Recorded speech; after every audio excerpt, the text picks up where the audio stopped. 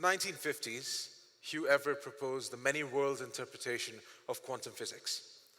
Now, that theory has been left on a shelf somewhere, collecting dust for many years. Today I want to take that theory off the shelf, dust it off, and use it to tell you all why the world has to end right now. So basically the theory states that there's many different Earths or many different versions of the world existing at the same point in time and space, just vibrating at a different frequency so we can't see it. So yes, I agree it's a gross oversimplification of the theory, but for what I'm trying to posit today, it'll suffice. So hypothetically, there's a world where the dinosaurs still roam the Earth. There's a world where the Axis powers won World War II, God forbid. And a world where I'm even more handsome and attractive than I am right now. Very hard to believe, I know, but please just try. Right? But I digress. Among all these worlds, I want to focus on one particular world, one particular planet. Right? And to do that, I need you all to bear with me for a second. Can everyone just close their eyes? Close their eyes. And now I disappear. No. Keep your eyes closed, and I want you to imagine you're at your house. All right? You're at your house. You walk towards your kitchen. You reach towards the handle of your fridge or your refrigerator. You pull the door open. You reach in and you pull out a nice yellow lemon. You take this lemon and you walk towards the countertop. It's the cool surface of that granite countertop that you place that lemon on. You reach forward and you pull out a knife, and with one swift motion, you've split the lemon into two. Now you take one of these wedges, you hold it up to your nose, and you smell that acidic rind of the lemon. And then with no warning whatsoever, you bite down. You sink your teeth into that lemon. You feel the juice just overwhelming you. You feel the sourness, the acidic tinge. Your mouth's watering. You just want it all to end. Open your eyes, everyone. Can I see a show of hands? How many of you feel a sort of, either your mouth was watering or there was an acidic tinge or something like that? Right? All right, great. Now, that was just a process for me to transport you all to the world I wanted to talk about. The world of shared experience. Right? Now, before we settle in, there's another little experiment I want to do with you all. Right? Now, I'm going to be doing a few things, a few actions. All right? For us to finally migrate and settle in to the dreamosphere. You need to get that stamp on your passport. Right, so the dreamosphere is what I like to call the world of shared experiences. So for this to work, I'm going to do a few actions. All right? If it looks like I hurt myself, I need you to groan in pain. Ugh! Right? If it looks like I find something amusing, I need you all to laugh out loud. Exactly. And if I look like, I'm victorious, I'm excited, I'm happy, I need you all to go, woo! All right? Let's see, okay?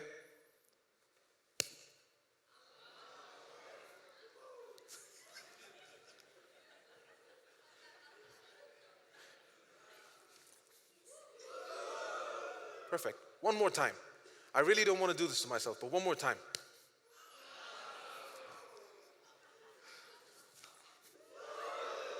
Perfect.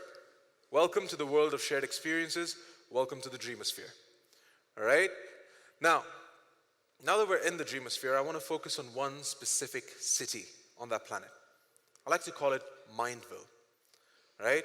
So we're taking a walk towards Mindville, and what we see are a couple of buildings, all pristine. They look like Big Ben, nice spick and span buildings. That is happiness, that's anger, that's disgust, that's sadness, that's confusion.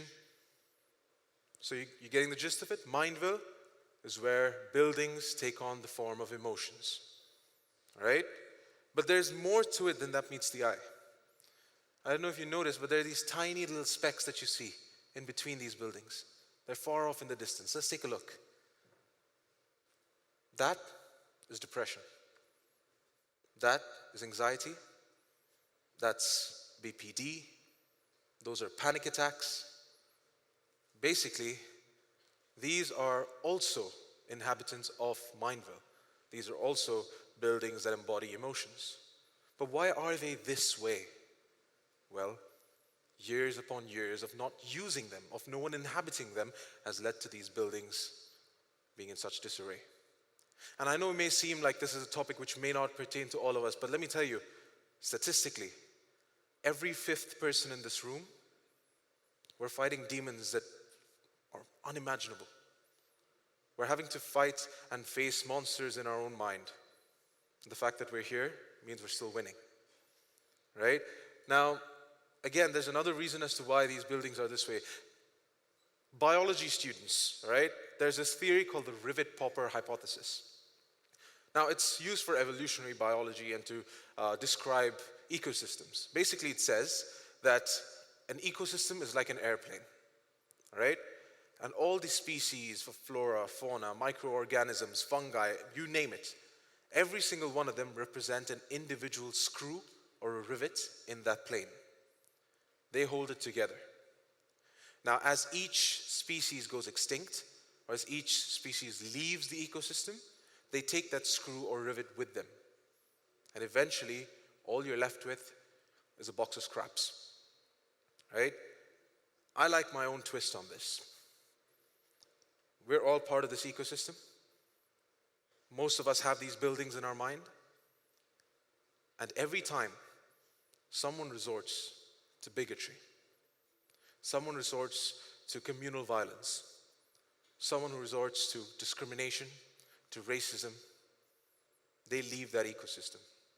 And they take that screw or that rivet with them, leading to the buildings resulting like this. Now, why are social harmony and mental health being put into one topic together? Every time someone faces racism, someone faces discrimination, every time someone has to face any sort of outward stimuli in that manner, it affects them. And both of these things, when put together, leads to these buildings crumbling, coming to a standstill. Now, looking back at the entire aspect of the dreamosphere, what can we do to fix these buildings?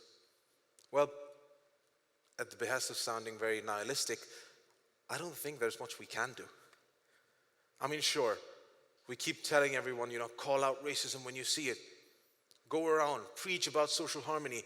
We've been doing that for the better part of the past 2 centuries. Development? Sure. But enough? Not really. So here's my plan. At the core of the dreamosphere, there's a little red reset button. All right? I vote that we click on that. We click on that reset button and we start afresh. I know it may sound like giving up and starting afresh. It sounds like a Rick and Morty episode where we just completely leave that one universe and start afresh. But to be honest, here's why I think this is the best option. What do I mean by hitting refresh? You learn to unlearn and relearn. All right? I have to confess, I lied to you. All right? I told you all that I'm taking you to a whole other planet and taking you to, across the universe. I'm sorry. We never left the earth. The dreamosphere is here. Our mental health are those crumbling buildings. Racism, bigotry, discrimination, communal hatred, and violence are rampant. So what do? We hit the reset button. By learning to unlearn the stereotypes, by learning to unlearn every single fact that we think we know, and then relearning what it means to be human. Now, you may say, Amaan, what guarantee do we have that if we do click the reset button, things won't come back to the way they are? Well, give it a try, guys.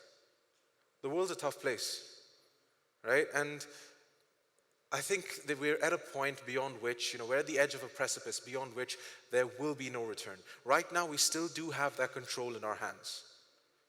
But in a few years' time, the way the world is, I don't think we would have that luxury anymore.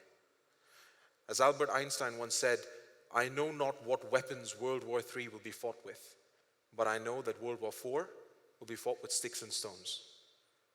We'll get to a point past which there's no return, where we'll be forced to reset. Now, let's not let it get to that. Let's learn to take control back. Let's learn to reset. Let's learn to be humans once again. Thank you.